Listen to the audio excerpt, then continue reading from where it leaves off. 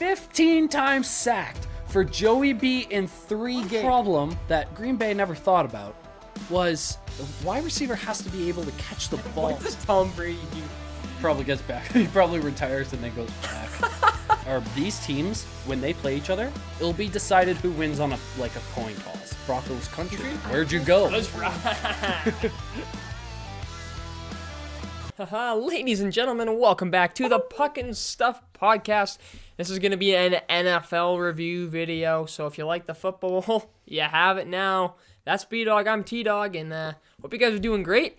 Hope you guys are doing better than the Packers right now. We lost to the Lions. You lost to the Lions. And you lost to the Bills, but lost to the Lions Well, sounds worse. the Bills is justified. The Bills are a good team. I mean, the Bills lost to the Jets, but we also lost to the Jets. Are we the Bills?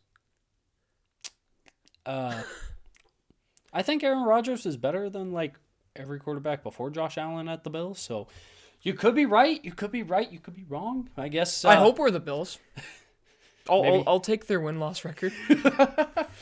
I mean, you got a point there. But hey, guys, welcome back to NFL Talk with T-Dog and I. And we're gonna rock right into it right now, into Week 8. I'm just going to go through quick stats quickly and tell you what scores were, and maybe we'll do some discussion on our teams and see how we feel about it. Now, if we move on to Week 9 here, the Eagles did versus the Texans on Thursday, taking the W 29-17, which moved them 8-0.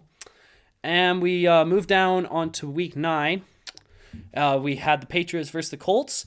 Patriots take the W 26-3. The Packers versus the Lions. Versus the Lions. And just 15-9. 15-9 for the Lions. Just, wow. And a couple of interceptions by your boy Aaron Rodgers there, eh?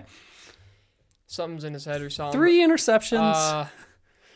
Not even just interceptions. A lot of incomplete passes or blocks or SWAT teams. It's crazy. Detroit has, there's no doubt about it, not a good defense. But the defensive game today was really good. It was really good.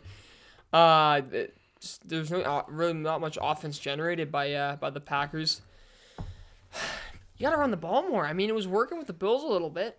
I don't know why. Aaron Jones is one of your best.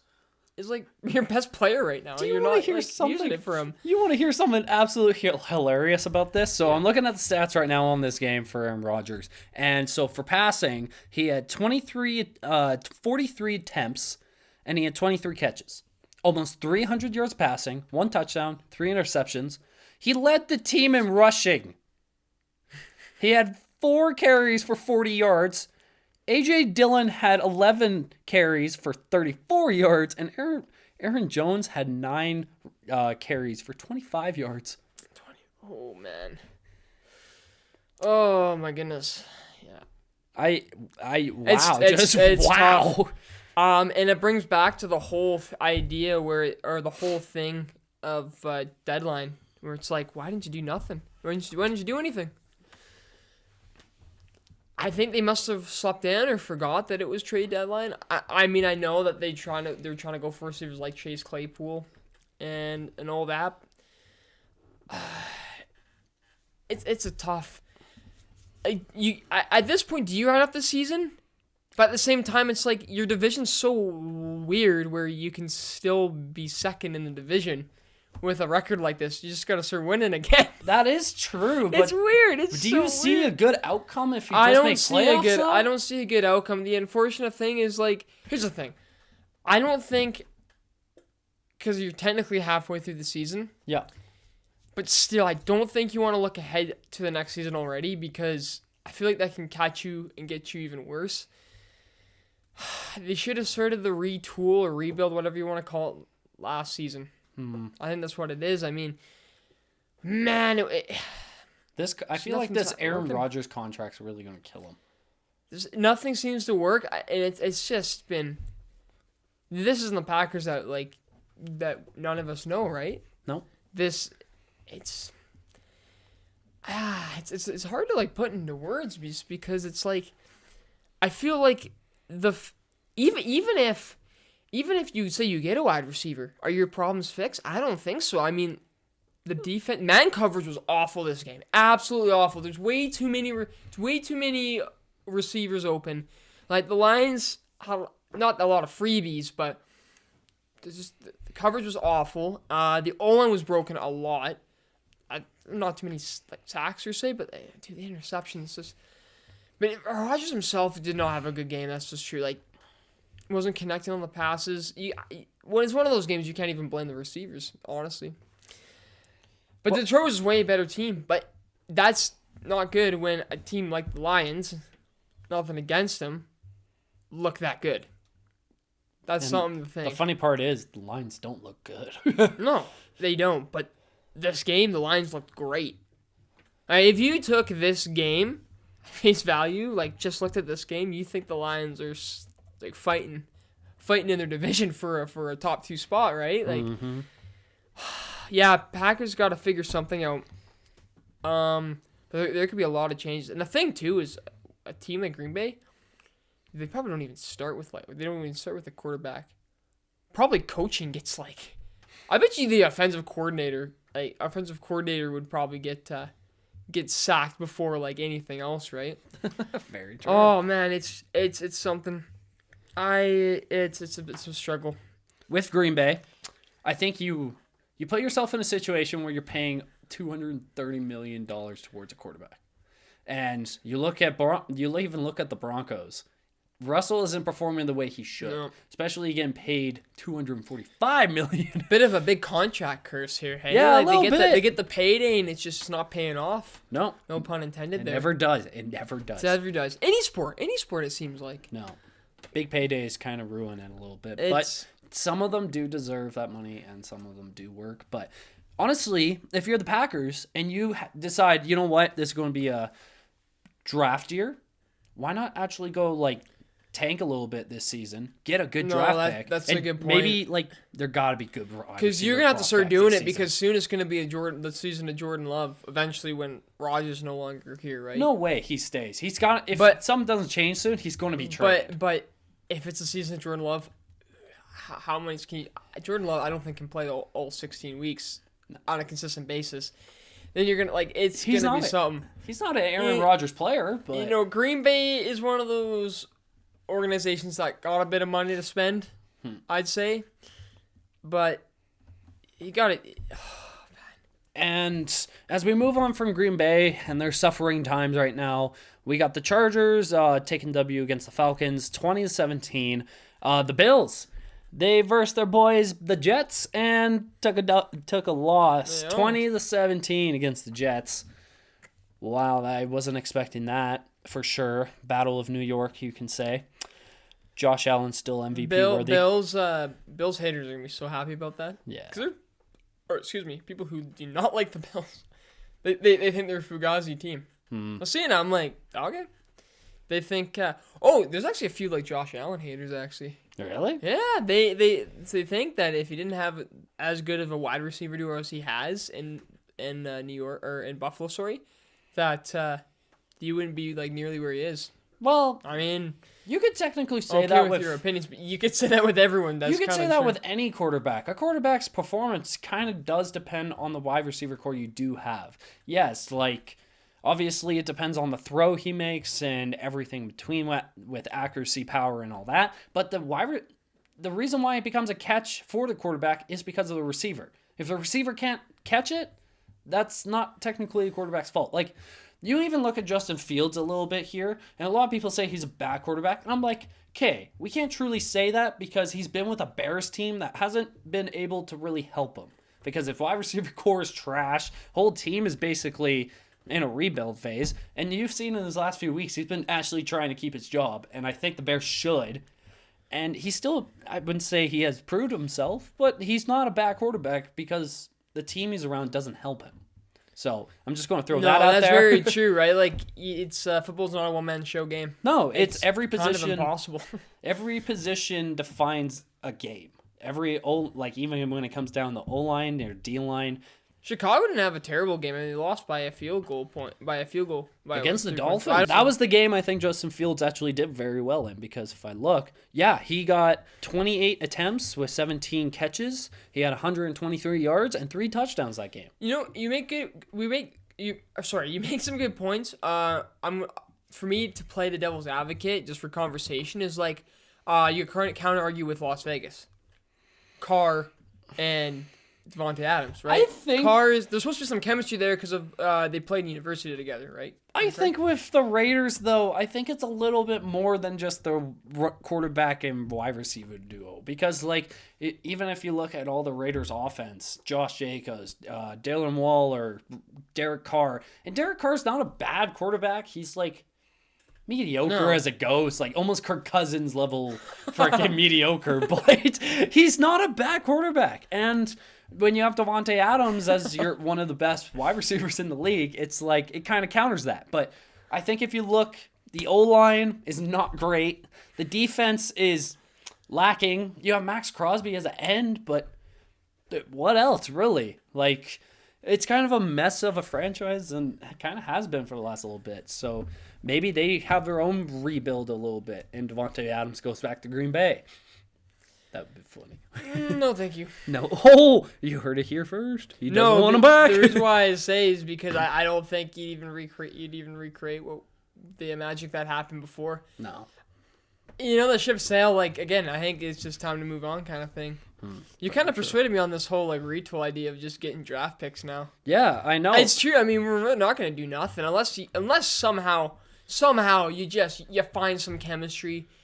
And if it's a Disney movie, then we're fine. But it's not a Disney movie. Hey, T-Dog, if your team starts tanking and you get a wide receiver as a draft pick, can you get his jersey on his jersey? You know what? Probably I do need to start getting some football jerseys there. We still have a CFL jersey in the corner. Let's say you know what? I'm not bandwagoning. I want a Waddle Dolphins jersey. You want a Waddle? But the reason why I want it is because I like the colors and stuff and the color scheme. So I think that's a fair point, right? Yeah, no, definitely. Yeah. Oh. I want a Joe Shiesty jersey because the absolute laying of a beating he gave to the Panthers today. The Bengals took a 42-21 W against the Panthers. And that was a revenge game. That was a revenge game. Joey B had 28 attempts with 22 catches, 206 yards with 1 touchdown. He didn't play stellar, but good overall team effort. Holy cow. Joe Mixon had 22 carries for 153 yards and 4 touchdowns. That explains where all the touchdowns came from. Well, this game proves the point that that Burrow doesn't need Ja'Marr Chase all the time. No, I think we still have such a strong... Ja'Marr Chase on the field is still a great player to have, no matter what team you are on. A wide receiver like Ja'Marr Chase is great, especially with the chemistry he has with Joe Burrow. But I'm not going to lie, T. Higgins and Tyler Boyd can hold their own on this team, and they're still... Having that depth is nice. They're just those two alone rank better than some wide receiver cores in the league. I'm just throwing that out there, especially when you don't add Chase into that mix. When you add Chase, it's a top 3 wide receiver core, but... I do like watching the Bengals, man. They're good. They're a good team, man. They're skillful, and it's just, of course, offense is what you watch, and enjoy and get excited about. And yeah, man, Burrow has it down packed. Looking great already. I mean, again, halfway through, but keep going. It is, the record is a little how would you say that? The record to me doesn't show how well they're playing, in my opinion. Right? Oh, yeah, I do. 5-4, but I feel like they've been playing like they're 7-2. So right now, I mean, okay, that true. Different come last week, but I don't know. I think it was a statement game again. I know it's against Carolina, but you want to have those rebound games, right? Especially with a tough loss against the Browns, you really need that. And I think this was a team you really needed to beat up on. And you also, with the NFL too, some records are also built on the strength of their schedules, because you can even tell with some teams in this that we talk about here, they do have pretty simple schedules, like not very tough teams, and like you could even say that with some of the Giants or Jets that maybe their schedules were a bit too easy. But I still think they were doing. I think both teams have been doing very well overall. But if you look at the Bengals, they have like a one of top five toughest schedules this season, and being 5-4. It's not great, but we look at Joe Burrow here. He's second in passing yards with 2,535 passing yards with 18 touchdowns and 6 interceptions.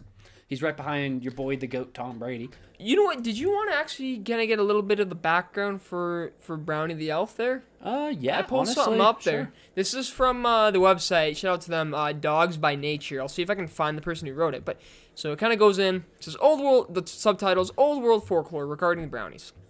The Cleveland Browns, this is for the quote. The Cleveland Browns did not invent the brownies. That task was done a very long time ago in northern England. Brownies were said to live in people's homes and only come out at night and do minimal household or farm chores. It was customary to leave a bowl of fresh cream out for the brownies by the hearth for their services. And if not, or if the cream was not fresh, the brownies would leave home forever and perform mischief. Oh, I see.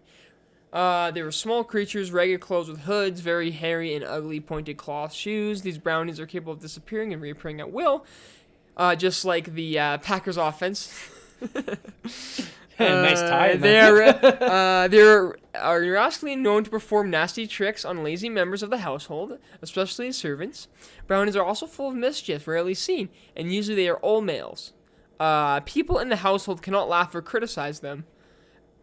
They're Damn, Deshaun Watson would not so like this guy. Browns fans aren't allowed? Oh, that's poor them, man. There are very few female brownies, which are called silkies, in ragged gray silk clothing. The object of every household was to please brownies, not anger them or offend or for creature. Okay, so they were like... The opposite of what a Who Brown else? fan is? Yeah, pretty much, yeah. Some sort of like that. That's cool. I mean, I like that it's a little bit of... some like folklore in there, but I still want to punch that little elf in the face, man. But anyway, guys, that was a little backstory on Brownie the Elf. Yes, the Browns. What an interesting team. What an interesting organization. But we move on, and the Jaguars beat the Raiders today, 27-20. The Raiders keep falling. T-Dog just keeps looking more and more right with that. The Dolphins do win 35-32 by a field goal against the Bears. The Seahawks take on the Cardinals, take a W, 31-21. The Bucks versus the Rams. The Bucks take a W, 16-13. And the Chiefs and the Titans are playing right now. Well, when you're seeing this, probably yesterday, but you know what I mean. Yeah, but if I look at this, if we go through the divisions here quickly, we'll start with the NFC East because you're talking about the Commanders. Eagles 8-0, Cowboys 6-2, Giants 6-2, Commanders 4-5. 6-2, eh? About to be 7-2 next week. I love it. You're just calling it at this point, just the disappointment. What's there to be disappointed about? Got Aaron Rodgers. It's inevitable. No. It's inevitable. No, but I honestly, it's very shocking with the NFC East for me because it's just like a division that was absolute like just hated on so hard last year for how bad they were. The turn into this is just, it's very shocking. I'm happy that these teams are making these steps, but I guess we'll just see what happens down the road. We move to the NFC West. Seahawks 6-3, 49ers 4-4, Rams 3-5, Cardinals 3-6. So, Geno Smith is carrying the Seahawks to a Super Bowl this season. And will they run the ball this time? That's no, I doubt he learns from his mistake. Oh my goodness, that NFC is a wacky one, eh? Mm-hmm. Rams should be way better. Okay, the Seriously. Rams. So a lot of people were bugging me about this at the beginning with the Bengals, and it's like, hey, Super Bowl hangover. Have you looked at the Rams lately, dude? They are 3-5 right now, and the Cardinals 3-6. Like, who else is having the Super Bowl hangover, eh, bud? Aaron Donald. Oh, that's another good counter argument to the whole idea of like that you just need like chemistry between receivers and the quarterback. Because I mean, yeah, you look at the Rams. Mm-hmm. It's not just it's totally that as well. And Cardinals, I honestly need Kyler Murray to get out of the Cardinals, man. He does not trust the ownership, the coach. They really just need to put that man in front of more Modern Warfare 2. Live stream a few games, make some box, and then you know what? Since Rodgers gonna probably leave, at least that means we get at least half a season of like consistent play. Well, true, but even if you do trade Rodgers, you'll probably get a lot back for it. Lots of picks. But we move on to the NFC North. The Vikings, 7-1. Congrats. The Packers, the Bears, 3-6, and the Lions. Just think of 2-6. Just think of that. The Packers are second in this darn division with that record. That is awful. That shouldn't be a thing. That shouldn't be a thing. I hate it. Because like even if we look at the NFC South here, the Bucks are 4-5, the Falcons are 4-5, the Saints are 3-5, and the Panthers are 2-7. Panthers are just rebuilding. They traded McCaffrey away. They're just rebuilding at this point. The Saints are in this weird bunch because the Saints don't have a true quarterback since Drew Brees here. But I think their defense is still great, and like Alvin Kamara is still great, but just I don't think their quarterback situation is still on the ropes. And the Falcons have a chance to take first in the division. Now, let's not take that out of the conversation. The Falcons, since the choke of Tom Brady, who is in first with the Bucks right now, Falcons are right behind and could possibly take first in this division. That's how just unbelievably bad the whole NFC East is this season. The whole NFC conferences this season. It's just that bad right now. It's so mid. And I just want to move on to the AFC, and that's what I'm going to do. We move on to the AFC East. We got the Bills, 6-2. We got the Jets, 6-3. We got the Dolphins, 6-3. And the Patriots, 5-4. Each team in this division has a winning record. The fact that Patriots do, that's something. They will. And the Jets. No, the fact that the Jets do. I was gonna say, really, the Pats are Bill Belichick won't let this team die. The Bills are doing good. The Jets are surprisingly doing good. And the Dolphins, they're pretty good. Does that also annoy you? The fact that the New York Jets are in the AFC and the Giants are in the NFC? What's the biggest difference? Looking at the AFC West, man. Okay, yeah. As we move on to the AFC West with this, so the Chiefs are 5-2, not surprising. Chargers are 5-3, not surprising. Broncos are 3-5. Broncos country, you guys still suck. Raiders 2-6. Devontae Adams doesn't solve everything, as the Packers have shown. They won 2 games. Well, yeah, but the Packers have won 3. That's true. That's true. Hey. You got to look at all the upsides. Maybe our offense isn't that bad, right? Because think of it. Interceptions, you're still connected with the player. You won more games than the Raiders. That's very true. Aaron Jones can catch the ball as well as run it. Mason Crosby I'm pretty sure has yet to miss a field goal. Oh, that's good. How's special teams? Not like last year. That's good. That's good. There's always positives to everything. Tom Grossi's like going crazy, and that's normal. So that's good, right? Shout out to that guy. I love that guy. What else? Herbert's looking great with the Chargers. The Broncos, Russell Wilson's getting paid so much money he doesn't even care if he's 3-5 anymore. Well, that's honestly. good, right? That is great. I want to know the stat here. How much money per quote Broncos country let's ride does he get paid? So you take his contract divided every time he says Broncos country let's ride. How much does he get paid for that? I've seen in so many interviews lately, after game interviews with Russell Wilson, of this man dropping like, "Oh, I think the team playing great. The line defense stayed where they did," and just before he leaves, where's your offense? I'm not gonna lie, their coaching scheme is not great right now. But he ends off the interview every single time. Broncos country, let's ride. And I'm like, only do it every time they win. But man, okay, I saw this one video. I can't remember which guy saw it off of, but he literally was dropping the fact that You are making about 200 like millions of dollars a year to be on the Broncos right now. And you're making these cringy commercials, but you're not winning.